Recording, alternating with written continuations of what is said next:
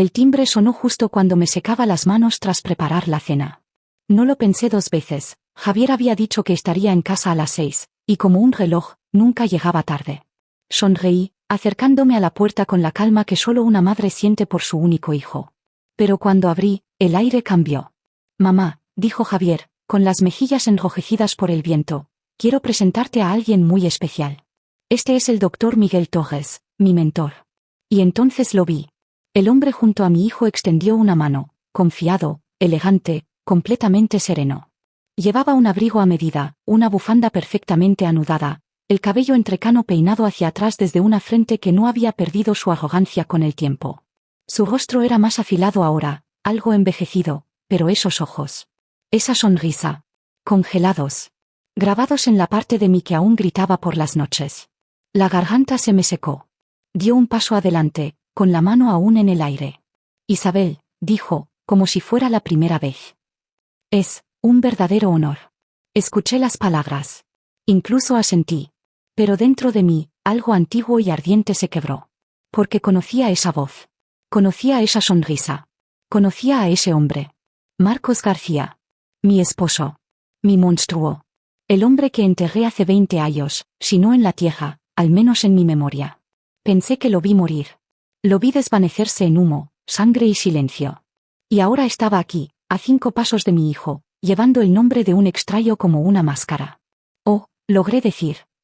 Doctor Torres. Por favor, pase. Javier no notó mi vacilación.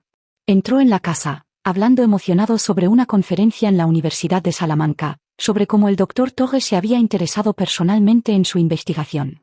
Ha cambiado mi forma de ver las cosas, dijo. Todo. Cerré la puerta tras ellos, con los dedos temblando contra la madera. Marcos, no, Miguel, entró lentamente, observando el lugar como un hombre que mide paredes para demolerlas. Sonrió al ver las fotos familiares, las estanterías llenas de libros, la cocina donde preparaba tortilla española los domingos. La vida que había construido sin él. Una casa encantadora, dijo. Cálida. Te ha ido bien. Me giré antes de que pudiera ver la tormenta en mis ojos. Hace 20 años, pensé que lo vi arder hasta la muerte. Recé para que así fuera. Encendí una vela cada año en silencio, no para llorarlo, sino para mantener las cenizas intactas. Y ahora, mi hijo, mi corazón, lo había invitado a volver a mi vida. No como una amenaza. No como una advertencia. Sino como una bendición. En Bruselas me llamaban fantasma. En Viena, un susurro. En Barcelona, ya era el doctor Miguel Torres antes de que la tinta secara en mi título falso. Te sorprendería lo poco que la gente cuestiona a un hombre que habla con elocuencia y dolor en el mismo aliento. La clave siempre fue esta: la tragedia te hace magnético, si la llevas bien. Me reconstruí desde las cenizas, pero no las que ella pensó. Isabel creyó que había ganado cuando desaparecí. Que mi silencio era rendición. Nunca lo fue. Nunca me fui. Solo estaba, preparándome. Los cimientos de Miguel Torres se forjaron en galas benéficas y conferencias sobre ética global. El mundo quería un salvador en traje, yo les di uno. Lloré en un escenario en Madrid una vez. Les conté a una sala llena de empresarios que lo había perdido todo en un incendio, que mi esposa, inestable, había desaparecido con mi hijo. Me dieron una ovación de pie. Fue en Valencia donde vi el nombre de Javier por primera vez. Un artículo sobre salud rural, firmado por J. Morales. Algo en ese apellido me removió. Investigué. Mucho. Encontré registros de matrícula, entradas de blog antiguas, fotos. Mi hijo. Adulto. Hermoso. Mío. Tenía los ojos de Isabel, desafortunadamente. Pero el fuego en sus escritos, eso era mío. Lo sabía. Lo sentía en los huesos. Desde ese momento, todo cambió. Comencé a programar conferencias en el norte de España, en ciudades como Bilbao y Santander. Organicé una estancia como profesor invitado en una universidad modesta en Oviedo. Me presenté con el nombre que ya había ganado respeto internacional, Dr. Miguel Torres. Nadie lo cuestionó. Encontrarlo fue fácil después de eso. Lo conocí fuera de un seminario sobre bioética. Me presenté de manera casual. Elogié su argumento. Lo invité a un café en una plaza soleada. El chico estaba hambriento, de guía, de estructura, de una figura paterna que ni siquiera sabía que necesitaba. Y yo se lo di todo, generosamente. Se abrió en semanas. Habló de su madre con reverencia, pero también con distancia. Me crió sola, dijo. Nunca me contó mucho del pasado. Por supuesto que no. Esa siempre fue su estrategia. El silencio como santidad. El victimismo como poder. Ella piensa que no sé lo que hizo. Cree que no vi cómo me difamó, cómo escondió al chico, cómo se reinventó como un ángel de barrio en las afueras de Sevilla. Pero lo vi todo. Ella me lo robó. Pero soy paciente. Lo bastante paciente como para esperar 20 años por el jaque mate perfecto. No necesito violencia. No necesito fuego. Solo necesito la verdad, como yo decida definirla. Tu madre es extraordinaria, le dije a Javier la semana pasada. Pero compleja. Tenía episodios. Incluso entonces. Lo dije con suavidad. Con cuidado. La semilla no necesita florecer hoy. Solo necesita echar raíces. Y cuando lo haga, él se volverá hacia mí. Porque, ¿qué hijo no elegiría la luz sobre la sombra? Ella pensó que ganó. No lo hizo. No lloré cuando volví a ver a Marcos. Ni frente a él. Ni frente a Javier. Pero esa noche, cuando la casa estaba en silencio y mi hijo dormía arriba, me senté en el suelo del baño con el armario abierto y la luz apagada, temblando tan fuerte que apenas podía respirar. 20 años. Había enterrado ese capítulo como a un cadáver, sin atreverme a desenterrarlo. Pero ahora estaba en mi cocina, bebiendo mi café, riendo con mi hijo. A la mañana siguiente, conduje a Sevilla con la excusa de un taller de orientación psicológica. En realidad, me reuní con un viejo contacto en un rincón polvoriento de una biblioteca jurídica. Todavía me debía un favor. En unas horas, tenía copias del informe policial original, registros del cuerpo de bomberos y las fotos médicas que nunca se archivaron correctamente. Las sostuve con guantes de látex, con las manos temblando. Él casi me mató. Y todos lo dejaron pasar. Pero eso no fue lo peor. Hice un pacto con el diablo después del incendio.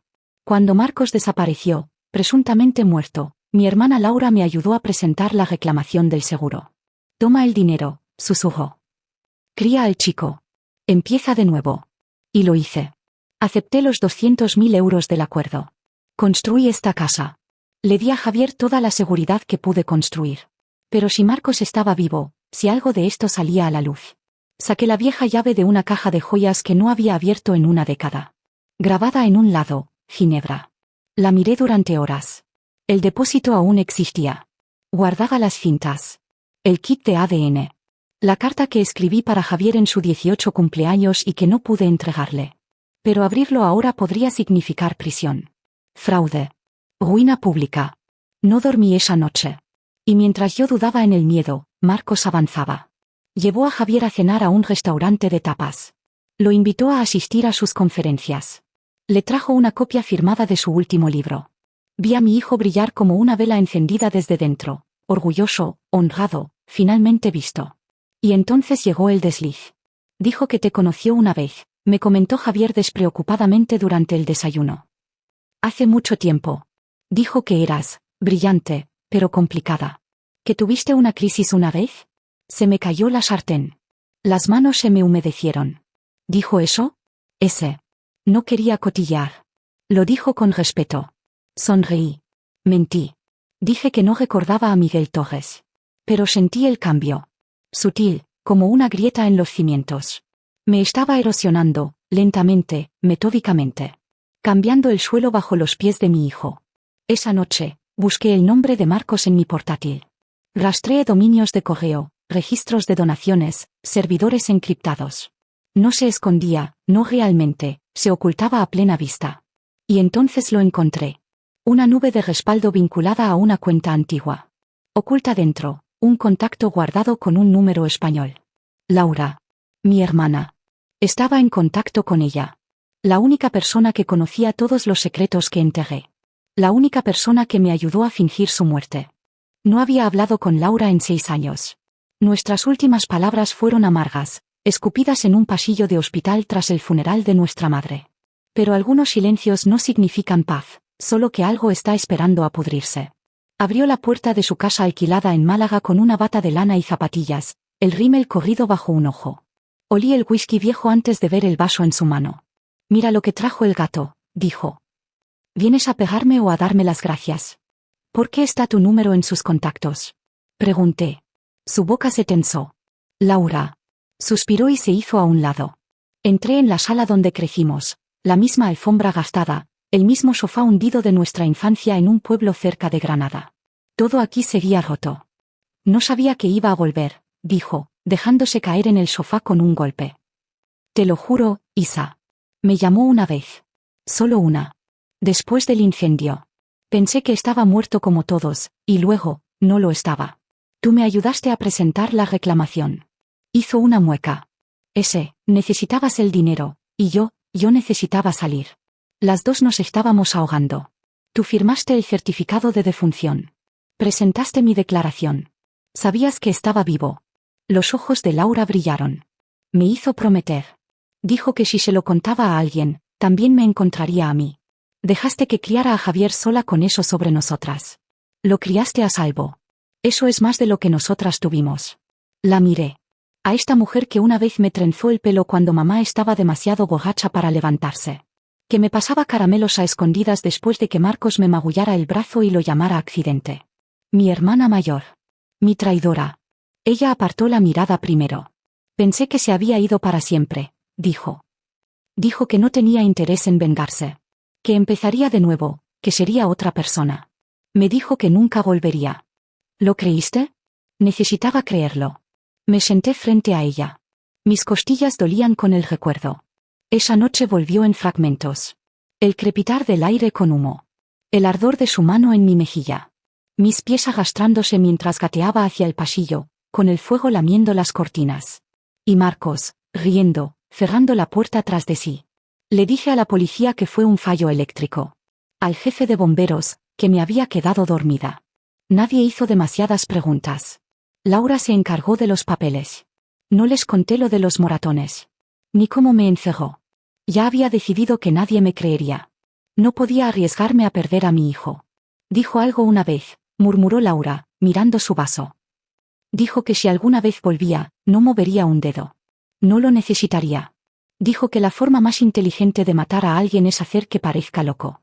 Hacer que las personas que ama dejen de confiar en él. Me levanté lentamente. Entonces ya está a medio camino, dije. Porque Javier ya me miraba diferente. Y Marcos ni siquiera había alzado la voz. La llave estaba fría en mi palma mientras entraba en la sala de bóvedas en Ginebra. La banquera, una mujer mayor con ojos amables y sin preguntas, me guió a través de 2 capas de seguridad antes de entregarme la caja negra. La llevé a una sala privada. Mis dedos temblaron al abrir el sello. Dentro, todo lo que había enterrado me miraba como fantasmas congelados en el tiempo. Un sobreacolchado con un kit de paternidad de 1999. Polaroids de moratones en mis brazos, garganta, costillas. Una cinta etiquetada solo con la fecha, 17 de mayo. Y en el fondo, envuelta en pergamino amarillento, la carta. A Javier. En tu 18 cumpleaños. La había escrito con manos temblorosas y nunca tuve el valor de enviarla. Releí la carta primero. Era cruda. Demasiado cruda. Una confesión escrita no con amargura, sino con dolor. Las palabras de una madre que amaba a su hijo lo suficiente como para mentirle cada día de su vida. Coloqué los objetos cuidadosamente en una carpeta nueva y salí de Ginebra conteniendo la respiración durante todo el vuelo a casa. 2 días después, comenzó. Llegó un sobre blanco por mensajería, dirigido no a mí, sino a la herencia de Marcos García. Era una petición legal.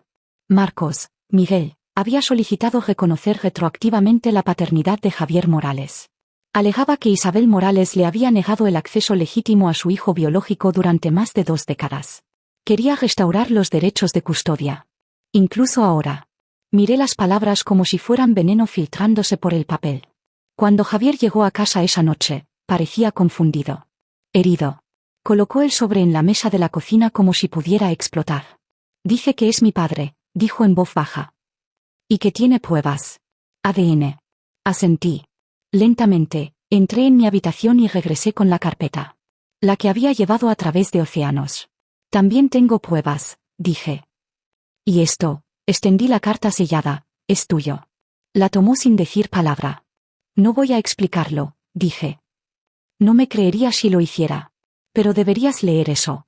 Y cuando estés listo, no pude terminar. Mi voz se quebró. Merezco la verdad, susurró.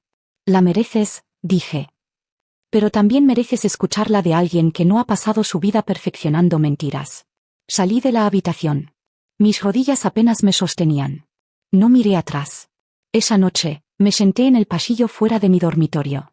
La cinta sonaba en la habitación de Javier. No podía escuchar las palabras, solo el siseo amortiguado y algún pico ocasional de emoción. Luego, silencio. Esperé. La puerta crujió al abrirse. Me puse de pie, con el corazón latiendo, conteniendo el aliento. Pero Javier no dijo nada. Pasó junto a mí. Su rostro estaba pálido. Sus ojos, indescifrables. Sostenía la carta en una mano y la cinta en la otra. Se detuvo en la puerta principal. Y entonces, sin girarse, susurró: «¿Por qué no me lo dijiste antes?» No esperó la respuesta. Se fue. Y por primera vez en 20 años, me di cuenta, había hecho todo para protegerlo del monstruo de nuestro pasado. Pero nunca consideré el día en que él podría ir a buscar al monstruo por su cuenta. La audiencia se celebró en una sala beige en un juzgado de Sevilla que olía levemente a papel viejo y madera pulida. Nada dramático. Nada cinematográfico. Solo una mesa larga, un juez con ojos cansados y unas sillas demasiado incómodas para sentirse como justicia. Marcos llegó primero, por supuesto. Puntual. Impecable. Llevaba un traje de 3 piezas que lo hacía parecer más un hombre recibiendo un premio a toda una carrera que alguien que había construido un reino sobre mentiras. Saludó al secretario del tribunal con encanto. Asintió a la taquígrafa como si fueran viejos amigos. Y cuando entré, se giró hacia mí con una sonrisa. Cálida. Casi afectuosa. Como si esto fuera un reencuentro. No me inmuté. Señora Morales, dijo el juez, revisando los documentos frente a él. Ha presentado una moción para contrarrestar la reclamación de paternidad con pruebas que cuestionan la idoneidad e identidad del señor Torres. ¿Está preparada para proceder? Me levanté lentamente. Lo estoy. Abrí la carpeta y entregué el contenido: copias certificadas de los archivos de Ginebra, una carta notariada de Laura y la cinta, ahora digitalizada y transcrita. Mis manos no temblaron. El juez examinó los materiales, frunciendo el ceño. Tendremos que revisar la admisibilidad de las grabaciones más antiguas, pero esto, levantó la declaración de Laura, es significativo. Marcos seguía pareciendo tranquilo. Apenas. Señoría, dijo con suavidad, debo objetar la admisión de material emocionalmente cargado y no verificado, especialmente cuando se presenta como una táctica de última hora para interrumpir una legítima reclamación de restauración familiar. El juez alzó una ceja. La restauración familiar requiere una historia de presencia, señor Torres. Sus propios documentos admiten que no ha tenido contacto con el señor Morales hasta este año. Mi ausencia, respondió, no fue por elección. Lo vi inclinarse hacia la actuación, con la indignación justa en plena exhibición. Pero entonces pasó algo. Algo pequeño. Vio el USB en el escritorio del secretario, el que contenía la grabación. Lo sabía. Vi el destello en sus ojos. El tic en su mandíbula. El cálculo desmoronándose, momento a momento. El juez pidió un breve receso para examinar los materiales en privado. Marcos fue escoltado a una sala lateral para esperar.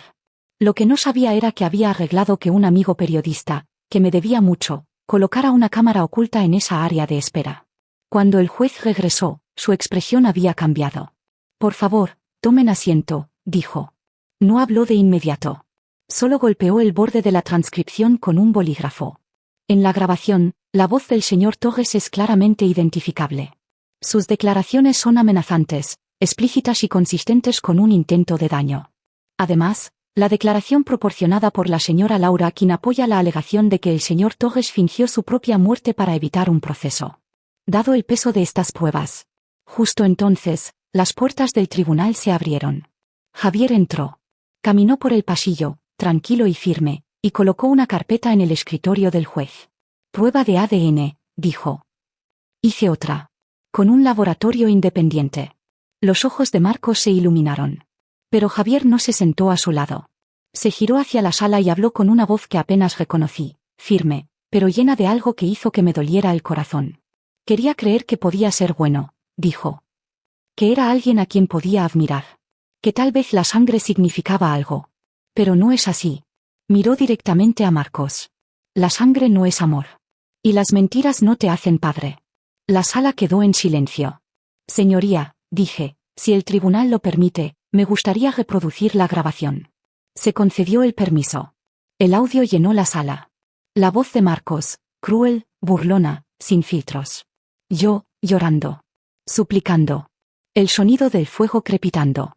Sus palabras finales en la cinta. Nadie vendrá por ti, Isabel. Nunca.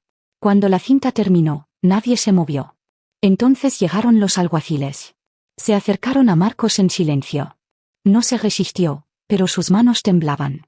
La máscara finalmente se había caído. El juez leyó los cargos: perjurio, fraude de seguros, intento de asesinato, robo de identidad. Y mientras lo esposaban, me levanté. No me rompiste, dije, lo bastante alto para que solo él me oyera. Me afilaste. Y por primera vez en su vida, Marcos no tuvo respuesta. La habitación del hospicio en Málaga olía a lilas y lejía. Laura parecía más pequeña de lo que recordaba, su cuerpo hundido en la cama, la piel pálida y suave como papel de cera. Sus ojos se abrieron cuando entré. Isa, susurró, con una triste sonrisa en los labios. No estoy aquí para pelear, dije suavemente, colocando las flores en el alféizar. No queda nada que ganar. Asintió. No hablamos de Marcos. Ni de la bóveda. Ni del incendio. Esos fantasmas habían sido exorcizados. Me quedé con ella un rato. Le tomé la mano. Le conté sobre los planes de graduación de Javier, sobre cómo había vuelto a dibujar, como cuando era niño. Ella sonrió y cerró los ojos. Cuando llegó la enfermera, besé su frente y me fui, sintiendo que algo se aflojaba en mi pecho. Esa semana, Javier y yo nos sentamos frente a una terapeuta especializada en recuperación de traumas en Sevilla. Al principio, no podía mirarme a los ojos. Lo dejé entrar, susurró. Lo traje a ti. Extendí la mano y tomé la suya. A mí también me engañó una vez, ¿recuerdas? Dije. Entonces tú solo eras un bebé. Levantó la vista. Y por primera vez en meses, vi al chico que crié. El que una vez me llamó su mundo entero. Volví al trabajo unas semanas después. Lentamente. Silenciosamente. Mis clientes en el centro de orientación psicológica me recibieron con sonrisas cautelosas. Retomé la escucha del dolor de otras personas, pero algo en mí había cambiado. Ya no escondía el mío. Una mañana, llegó un sobre blanco por correo. Miré la dirección del remitente, Ministerio de Justicia, División de Fraudes, y me preparé. Dentro había una sola carta. A la luz de nuevas pruebas y las circunstancias que rodean el engaño del señor García, todos los cargos relacionados con su reclamación de 2004 han sido formalmente desestimados. Mi aliento salió en un suspiro silencioso. Cerré los ojos y dejé que me recorriera. Durante 20 años, guardé silencio porque pensé que la verdad nos destruiría. Pero al final, fue lo único que pudo salvarnos.